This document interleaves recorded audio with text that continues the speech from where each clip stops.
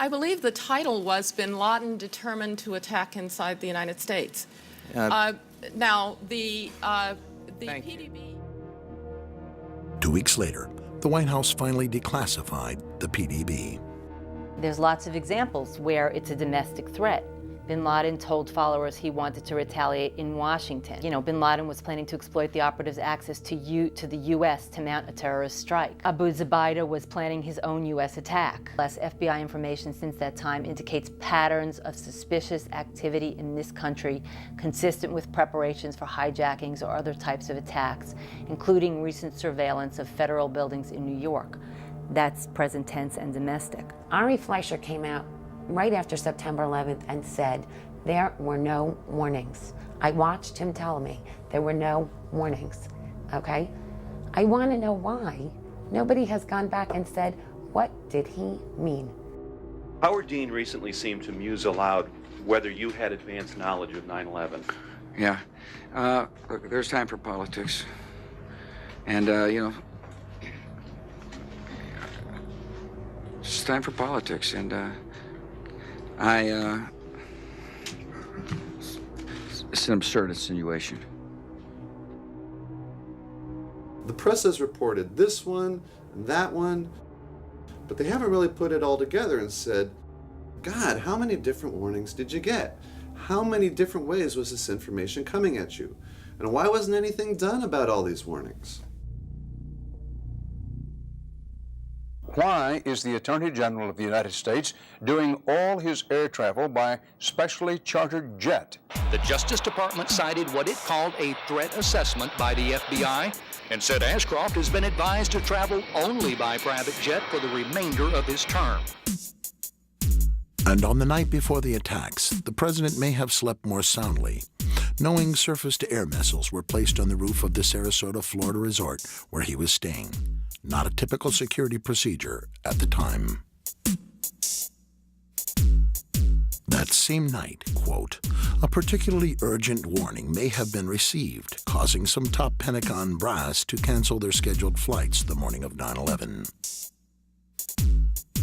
Why that same information was not available to the 266 people who died aboard the 4 hijacked aircraft may become a hot topic on the Hill. It never did. We took an oath not to talk about during the campaign, I think correctly so, to increase the capacity of that commission's report to be heard by the People's Congress. Now it's beyond the campaign, so the promise I had to keep this out of the campaign is over. So, Mr. President, you knew they were in the United States. You were warned by the CIA. You knew in July they were inside the United States. You were told again by briefing officers in August that it was a dire threat. Didn't do anything to harden our border security, didn't do anything to harden airport security, didn't do anything to engage local law enforcement, didn't do anything to round up INS and consular offices and say we have to shut this down, and didn't warn the American people. What did you do? Nothing, so far as we could see.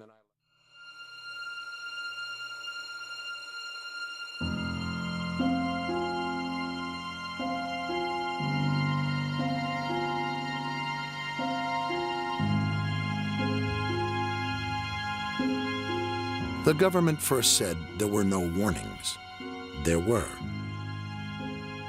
Then the White House insisted the warnings were not specific as to where, when, or how. The 9/11 families and the timeline connected the dots where the media didn't. There were many warnings. Most were detailed, some were urgent, and yet little or no defensive action was taken by responsible officials, except for their own personal protection. The public was better informed in the summer of 2001. Lives would have been saved. Maybe the attacks wouldn't have been prevented. Lives would have been saved. My husband was in Tower 2. If he knew that it was a terrorist attack, he wouldn't have stayed in the building. When they were told that the building was secure and to stay at their desk, maybe they would have left. Maybe, you know, those who thought that the first attack was an errant plane would have thought differently and responded differently. But again, we weren't given the information to make any of these decisions for ourselves. Even as the first tower burned on every channel that morning, no one on the federal level who had received warnings all summer called New York to order an evacuation of Tower 2. No one ordered fighters to perform any timely defensive action against the remaining hijacked planes. No one responded adequately to the crisis. It has been said that the intelligence agencies have to be right 100% of the time, and the terrorists only have to get lucky once. This explanation for the devastating attacks of September 11th, simple on its face, is wrong in its value. Because the 9/11 terrorists were not just lucky once. They were lucky over and over again. When you have this repeated pattern of broken protocols, broken laws, broken communication, one cannot still call it luck. If at some point we don't look to hold the individuals accountable for not doing their jobs properly, then how can we ever expect for terrorists to not get lucky again?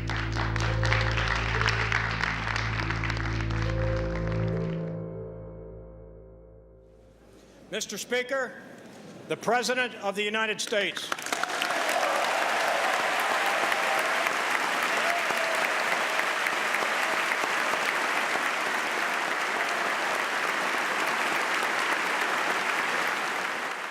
On September the 11th, enemies of freedom committed an act of war against our country.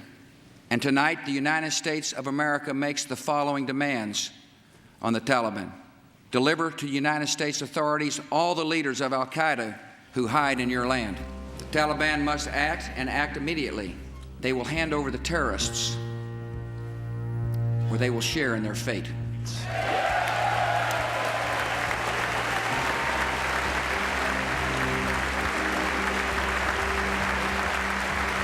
We have a live picture that we're showing from Kabul.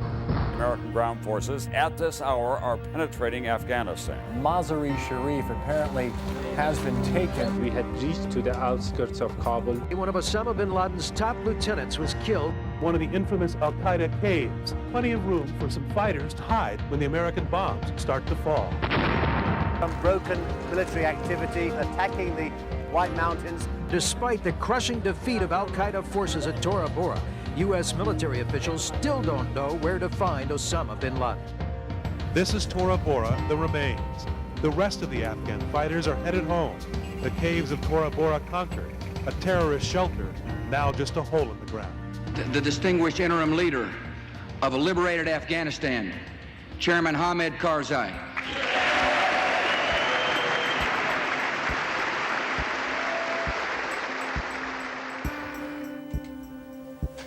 America's apparently clear military victory in Afghanistan was not so clear-cut to Paul Thompson. The war ended very quickly, but in the end, the U.S. was only able to capture or kill one major al-Qaeda figure and no Taliban figures. You know, the fact is right now today, we don't have any high-ranking Taliban or al-Qaeda. We haven't really captured anybody, one or two on the fringe. His understanding of the government's actions before 9/11 now fundamentally changed. Thompson decided to take a similar look into what happened in Afghanistan. The press never looked very closely at how so many of these leaders were able to escape. However, if you piece together a number of different news accounts, we can begin to understand the story.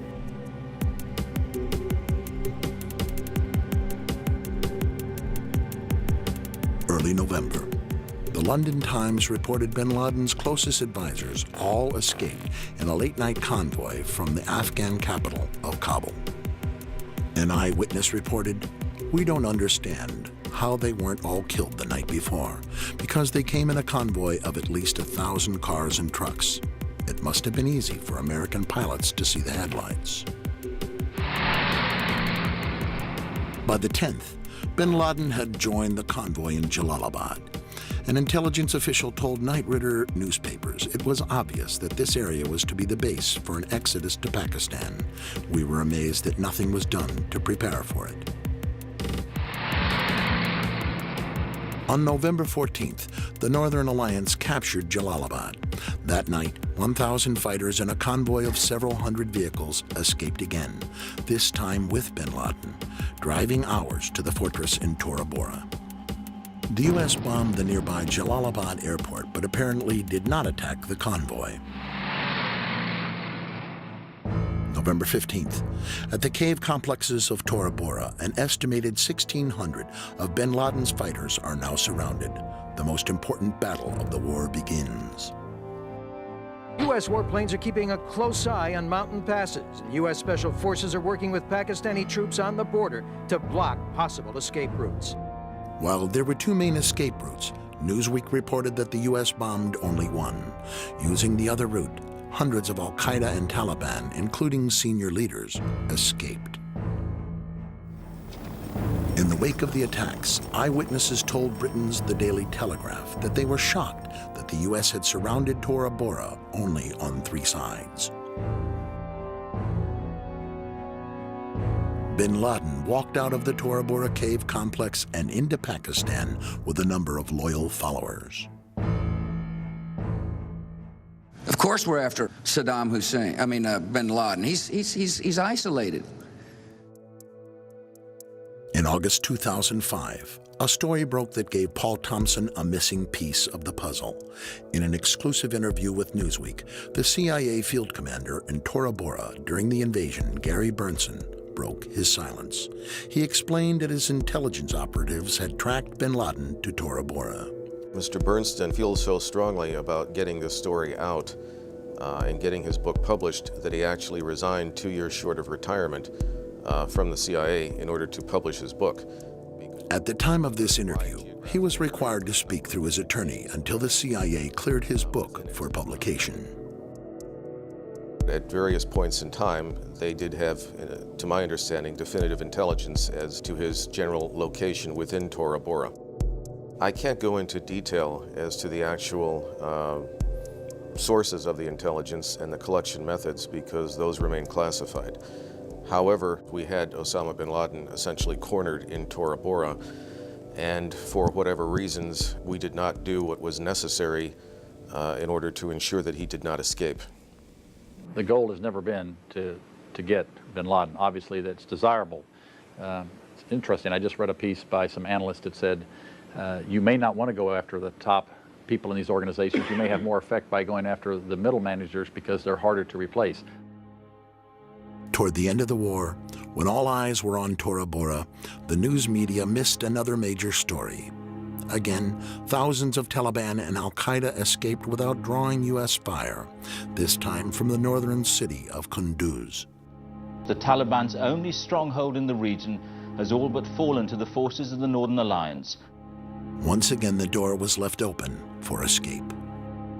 Our side in that battle had the enemy surrounded. There were a reported perhaps 8,000 enemy forces in there. Oh, they had the cream of the crop of al-Qaeda caught. Journalist Seymour Hersh later broke this story in the New Yorker magazine, briefly sparking TV news coverage. And from there, all of a sudden, one night around Thanksgiving, in the middle of the siege, an air corridor was set up between Kunduz and northern Pakistan. And at night, Pakistani relief planes regularly flew through that corridor. It was a very orderly, organized thing that armed men would stand on the tarmac waiting for a flight that would come in, and then they would be taken out. For as many as 4,000 or 5,000. They were not only al-Qaeda, but maybe even some of bin Laden's immediate family were flown out on those evacuations. It had to be done with the blessing of Musharraf, didn't Exactly, and of the United States. When I tell you it comes at the level of Don Rumsfeld, it has to. What we're describing here is something which would clearly be noticed by the United States. One or two, maybe not, okay? An airlift of these proportions, it certainly would. This is the most secure space on the face of the earth right now. If someone's moving over Afghanistan,